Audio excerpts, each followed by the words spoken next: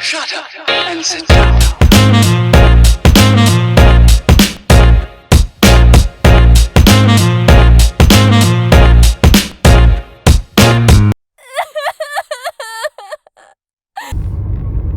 Good afternoon, people. I ran 12 miles this morning. The foot is fine.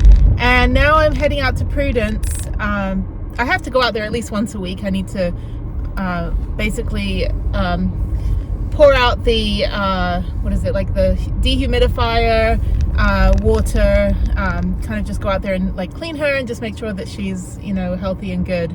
So that said, there is like freaking ridiculous gas prices. What the actual hell, people? I mean, come on. It's like it's over $4 here in Texas, which it's never been in all the 9 years that I've lived here. It is horrible. Like, I need academic probation gas, like $2 or like 1.0, not this whole 4.0 shit. Like, it's horrible. And it's not just, I work from home, but I travel, so less traveling right now.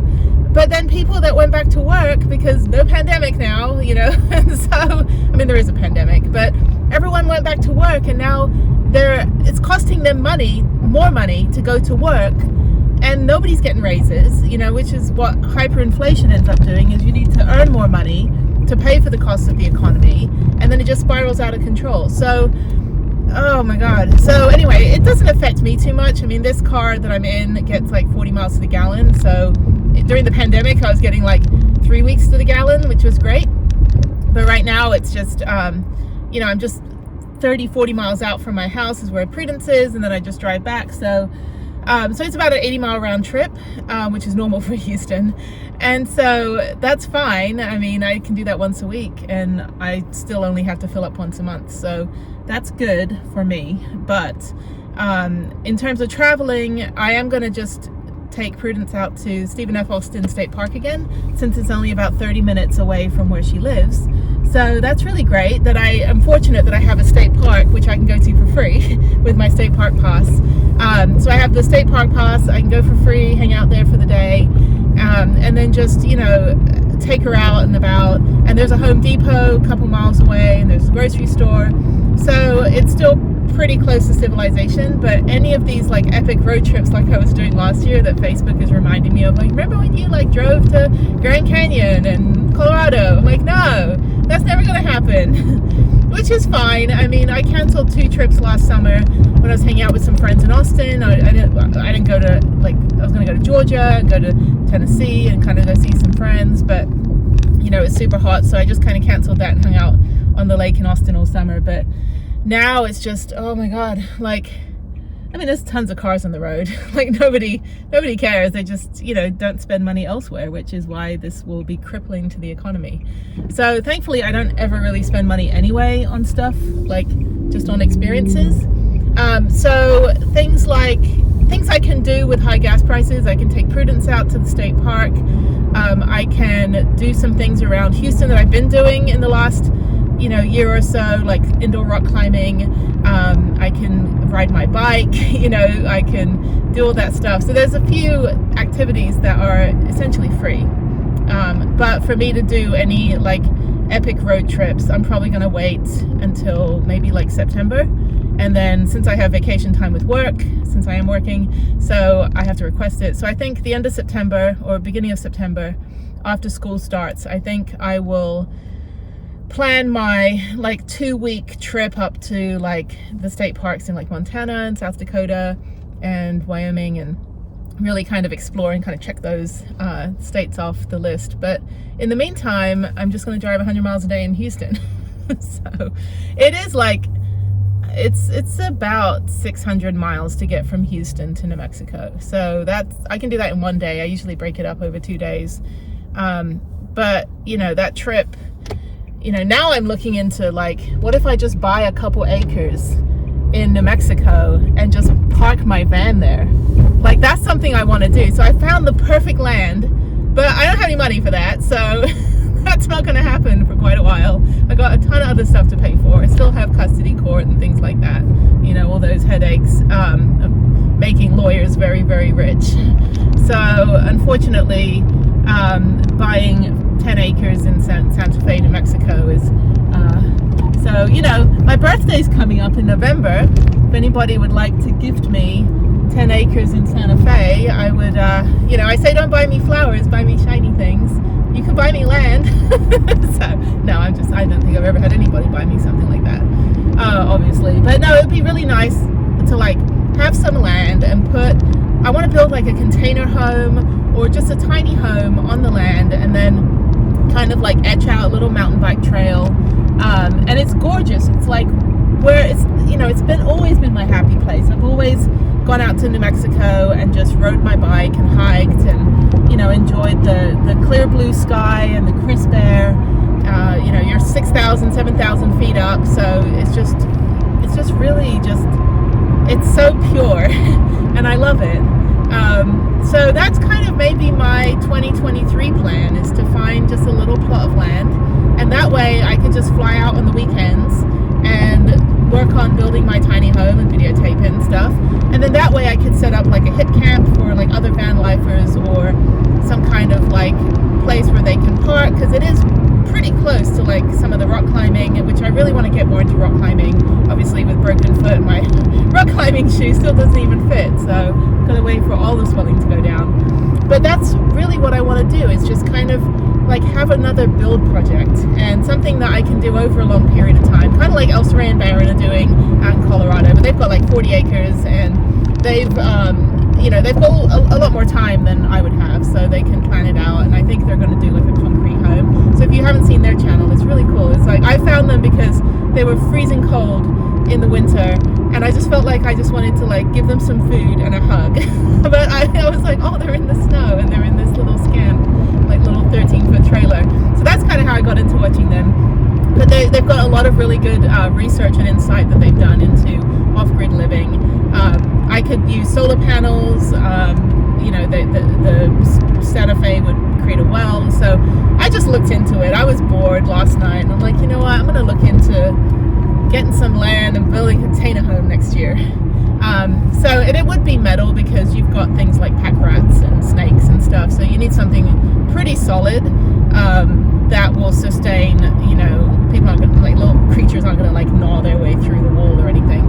And then just insulated the way I've done with the van. So since I have a resume for building metal containers that you can live in, except mine has wheels on it, I think building a container home, and maybe something that's maybe 4 times the size of the van. I don't really need too much space, and that way I could just, you know, have a little place I could rent out on Airbnb, or go out there, because ideally I'd like to keep the van out there, and that way I could fly out when I have vacation time and just take the van and go out to Colorado or go into New Mexico, instead of having to make that, you know, 13-hour trek from Houston to get out of the state. So that's just kind of planning for the future. And I think having a little project like that and building something myself, which I never thought I could do with the van, I think that would all be super fun. I don't know if it'd be like super interesting to watch on YouTube, but I'll still put it out there to help people figure out like either what not to do, like don't do what I did,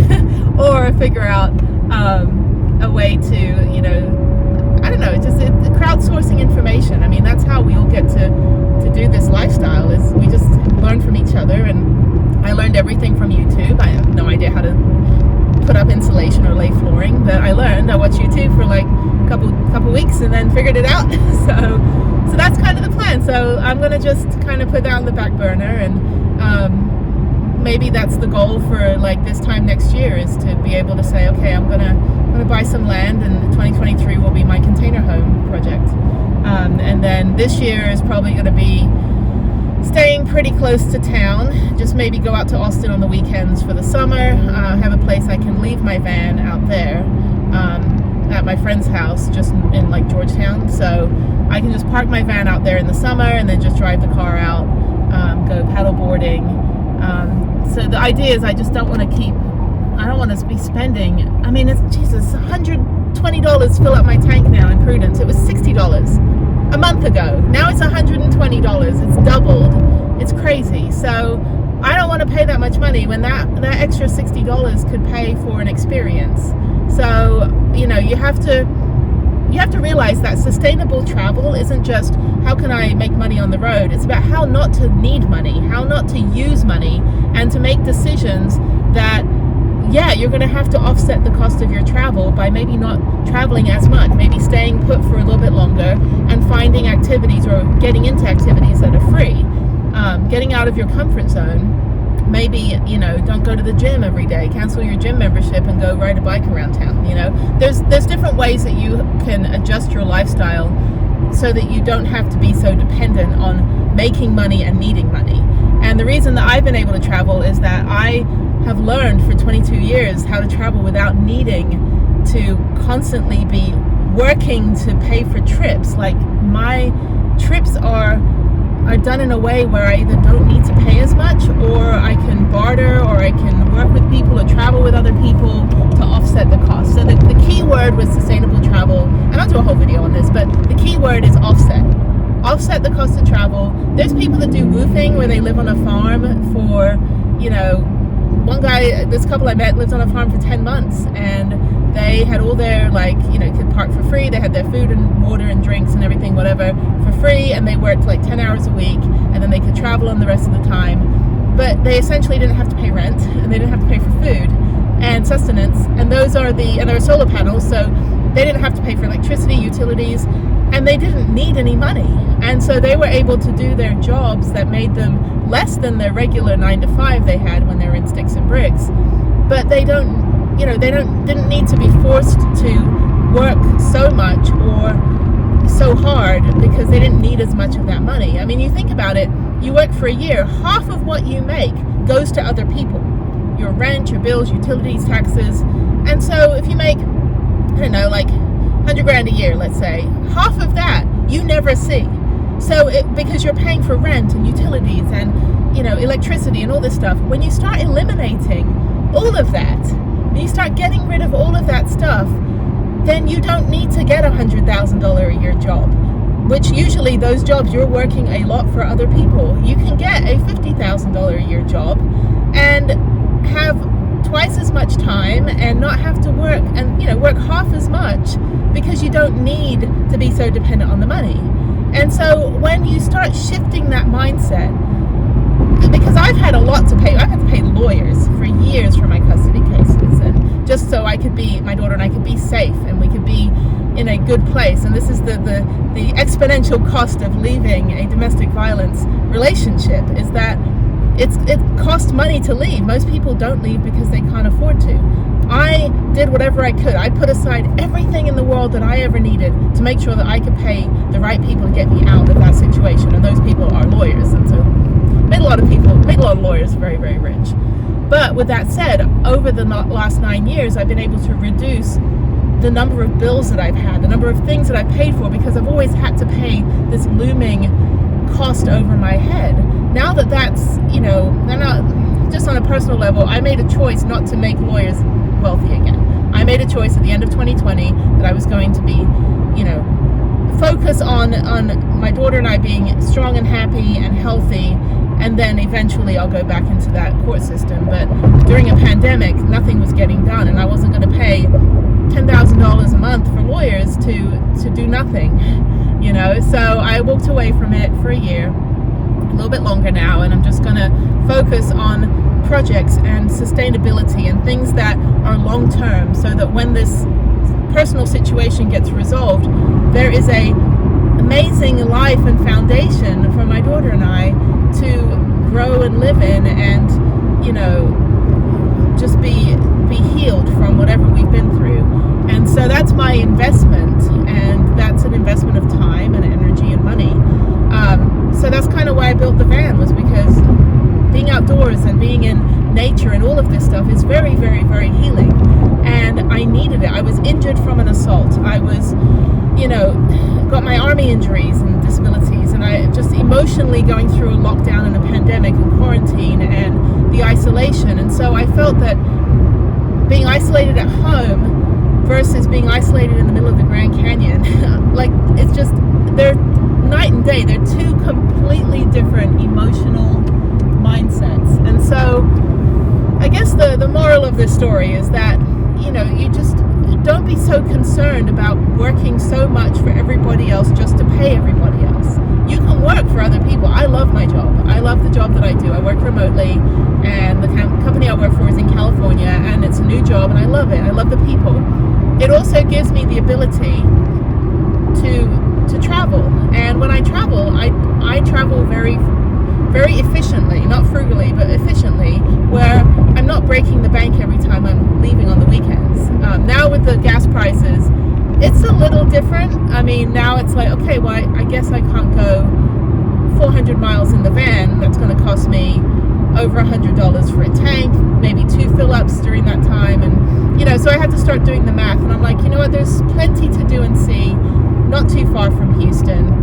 And I think now that the weather is warming up a little bit, it's beautiful today. It's in the 50s, 55 degrees, perfect weather, sunny. Can't really see the sun there. There we go. Perfect sunny and then blue skies outside. Now I think, okay, now I'm going to go enjoy the state parks that are in the area. And next week when I run, or 2 weeks from now when I run another mud run, I booked a state park pass for the day to go down to another state park down toward Galveston. I won't be taking the van because that's a 120-mile round trip. So I'll just be in the car, which is fine. I did the mud run in October. You can see that video where I forgot I signed up.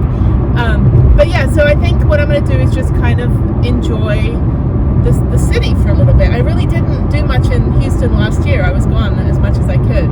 So I think I'm just going to be okay with, maybe I go to the museums and things now that things are opening up a little more. And, like I said, it feels like there's no pandemic here. So the rodeo is happening right now, which I have no desire to go to the rodeo, but people are, and everything is getting back to normal. So I think I'll just continue exploring the city and then start planning some really efficient trips that I can do in the van. Of course, weather is a factor, and in Houston you never really know what the weather's going to be like. Weather is a factor, and I think I'm just going to just kind of do a different year this year with travel. I have no desire to go internationally, even though it's easier now. The last country I went to was Canada for breakfast, and that was in December 2019 when I was in Detroit. So I crossed the border on a bus for $5 and went and got Tim Hortons donuts, and then took the bus back to Detroit like an hour or two later. And then I didn't know that would be my last country. That's crazy to think. Like at the time, I had no inclination that I would be in my last country, because 2019 I went to like 19 countries in 2019, and then the world shut down in 2020. And this is March 12th. This is 1 week before, or 5 days before the whole world shut down for the pandemic. And this weekend, 2 years ago, I was on this really cool trip to Baton Rouge, which I love Baton Rouge. It's a really cool little town. Got crawfish, went to the Tabasco factory, and I was the last person allowed in the Tabasco factory because everyone was like, ooh, looming pandemic thing going on. So I was the last one allowed in, did the tour, and then went to Baton Rouge for the weekend. Nothing was in lockdown. Nobody was wearing masks. There was no one was worrying too much. They were just like, okay, this thing is happening and we might have to shut stuff down like next week. And then on the 17th of March, around that time, 16th, so 17th, everything shut down. So that said, now 2 years later, I think a lot of people have really just shifted how they are in their life, every aspect of their life. Everyone kind of got really uncomfortable having to do things that were completely different that they've never done before. Like people that lost their jobs, like, oh my god, I've got all this time now. What do I do with all my time? I've never had more than a week off, like people were in that situation.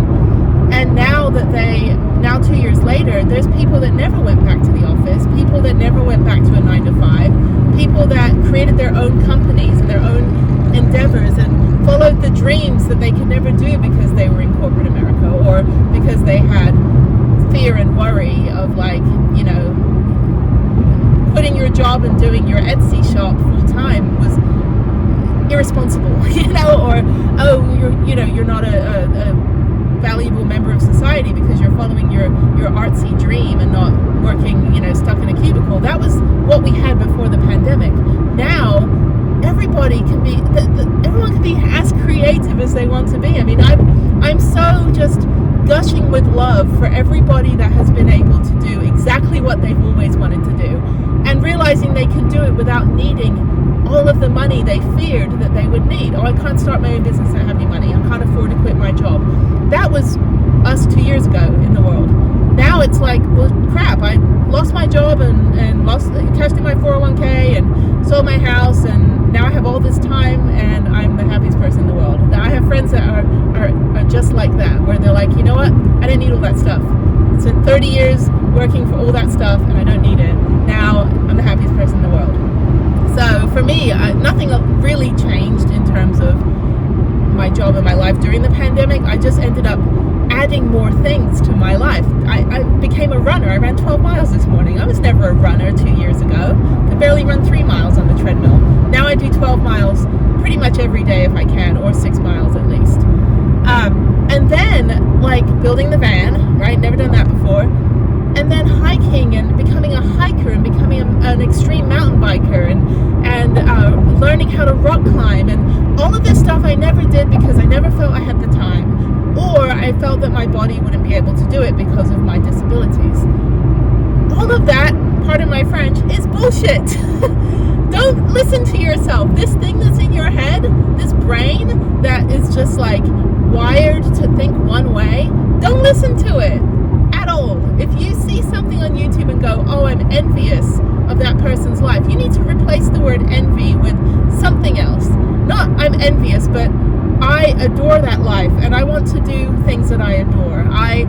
I appreciate these people have done this first, so I can now learn from them. I'm not envious of anybody. I look at everybody and think, okay, what can I learn from that? What can I be inspired for? Or what can I know that I absolutely don't want to do because they've done that? There's a lot of people that have done things during the pandemic and now that I was like, I thought I wanted to do that too, but absolutely not. I have no desire to skydive. I have no desire to, any of that stuff. So, yeah, it's just, I don't know, it's just a completely different world that we're in. And I can tell you that a lot of my friends that were very, very worried because the society tells you if you lose your job and you lose your home and you don't have an income, that you are a failure. But really what that says is that here's a bucket of time that you never had. Now you have no one to answer to, no one to pay money to. You are your own entity, and now you are free to do whatever you want. And the thing is this couple things in this world: food, friends, money, jobs, always can be replenished, but your time is not infinite. Your time is ticking away every single day. You cannot just like fear that the stuff that can be replenished people think their time is infinite, and then they think their money is not. It's like your money can be replenished in any capacity, but your time cannot. And so by focusing on making your time more valuable, it makes you more valuable, and that commands food, time, money, jobs, a village, friends. People will gravitate toward you when you put your time above everything else. This means that sometimes when you tell people you're busy, it doesn't mean I'm busy. It just means I don't want to give my time to someone right now. I just want to be on my own or self-care or whatever it is. And people appreciate that because no one's going to say, well, I need to talk to you right now. It's like, no, I'm busy. Can I talk to you on Tuesday? And then they talk to you on Tuesday, and not only do you get to talk to them because friends are replenishable, you've also been able to use your time in your best way. We need to start doing that on a daily basis. You need to be able to say to people, I'm not going to give you my time right now because my time is valuable and I'm valuable. And when I don't have any time for myself, I become invaluable. So it's about commanding your own your own schedule, and obviously, yes, you have obligations. I have obligations to my job, but I also have a life-work balance. And thankfully, the company I work for is very mindful that everybody has a life-work balance. And so by doing that, I become a better employee because I can separate, and I'm not worrying about my life because I'm able to do my job and I have the time to do my life. Whereas if I was working 24/7 and never had a life, that's when you get burnout, that's when you get frustration, and that's when you get health problems. But then you can't quit your job because you need your job for the health insurance and and for the job that's making you sick. So, but anyway, I'm just gushing with love today. I just think that I was a little worried a week ago when gas prices were going up. I was like, well, crap, I can't do some of these epic trips I wanted to do. But then the last 2 days or so, I thought, you know what? I got plenty I could do here. And in little bite-sized chunks and still have experiences. So I'm going to take Prudence out. I'm going to go check on her, go take her out, go to the little state park. I've got my study materials. I'm taking a test on Tuesday for work. So I figured I could sit at home and study, or I could go sit in a state park right on the lake and open my door on a 55-degree weather day and study. So that's pretty much what I'm going to do. So apparently this video is just me talking in the car, so I'm not really going to, well, maybe I'll publish it. I don't know. We'll see. Maybe there's some infinite words of wisdom that you can do from this. But I've been to 89 countries. I've been to 48 states. I've been to 20 states in Prudence. I have traveled sustainably for 22 years while also raising a family and having a career and serving in the military. I've been able to do it, and still at 43 years old, I'm still actively traveling in some capacity. And it's phenomenal. And so these millennials that just started out, they're 2 or 3 years into their YouTube channel, and they were freaking out during the pandemic. Oh, what are we going to do? Travel's going to stop. I went through SARS. I went through 9/11 happening while I was a year and a half after I moved to Japan. The Japanese tsunami happened, the Bali bombing, the Thailand tsunami. There's always going to be something, but it has never stopped us from exploring the world. In fact, traveling after or during a disaster, everybody's caring more about each other. They're on edge. They're checking people. You're safer. People are paying attention. It's actually a better time to be traveling because you're helping the tourism industry that is basically obliterated anytime any of these disasters happen. Now, I'm not saying go to a war zone. No, don't go to a war zone. But if you are near the Ukraine, for example, maybe there's a way you can help the Ukrainian refugees. Maybe you have a van that you can help transport some people, or something. And I was thinking about that. I was like, man, if I could just buy some land in Slovakia and set up a commune for refugees, and I just went to this other place of yeah, I could probably do it. Get some van lifers to help volunteer. I don't know, I was just running this morning and thinking about some ways to save the world. But all in all, I think, just don't be afraid to follow your dream. And even if it's, not a dream, it's just an idea, try to execute it. I mean, if you fail, you're just back where you started. You're not really losing much. You're just where you were before, and you learn from that mistake or that, bad decision, and you do a different decision. So, it's just, I don't know. I'm just gushing with love today for the fact that it's a beautiful day, and it's it's spring break, and there's people that are afraid they can't take their family out for spring break. I'm like, well, you know what? Then go on spring break, and maybe just don't go to restaurants for the month of April. Offset the cost of your travel. That way, give your family and your kids the spring break experience without, and then just next month, just do a little bit less financially. And then you can look back and say, yeah, we had a really fantastic spring break in Big Bend National Park, or we had a great time in wherever you guys go. And then next month, just say, you know what, we're going to go watch some YouTube channels and learn how to cook at home so we don't have to eat out every night. That's the kind of shift that we need to have as humans, is that it's not just learn how not to need money, but I learned to cook for a year. I went vegan for a year from 2020 to June or July of 2021 as an experiment, and I learned how to cook. I never learned how to cook before in my entire life. Bought a cookbook and decided that I was going to watch YouTube and buy all the ingredients, and it was great. And I did it for a year, but I like steak and stuff, so I couldn't keep with the vegan thing. But I did it as an experiment, and it was fun and different. And it was great for being on the road, learning how to cook, and not being so dependent on restaurants or having to seek out restaurant food or takeout or deal with so much trash from takeout food. So yeah, so go on spring break. Spend the $500 of, in gas to fill up your tank. And then in April, learn something that doesn't cost any money. Learn how to feed your family by cooking at home. Maybe start a little vegetable garden or something. I don't know, something like that. Offset the cost of your experience by doing something a little bit differently next month. And then that way you get the best of both worlds. So, right, I've spoken for half an hour and I'm going to head to Buc-ee's and then I'm going to head out to the state park. So thank you for listening to my TED Talk. So anyway, if any of this is helpful, let me know in the comments. If not, then just, enjoy me rambling. Or even give your own advice of what you've learned in the last 2 years of being, in this bizarre planetary shift that we're in. I swear this is why aliens don't land. They look at our planet, they're like, no, I'm not going to land at this one, let's go to the next one. So that's my theory, and that is a fact, why aliens don't land. Alright, Buc-ee's is here, and you guys have a great day. There's Buc-ee right here too. Alright, take care.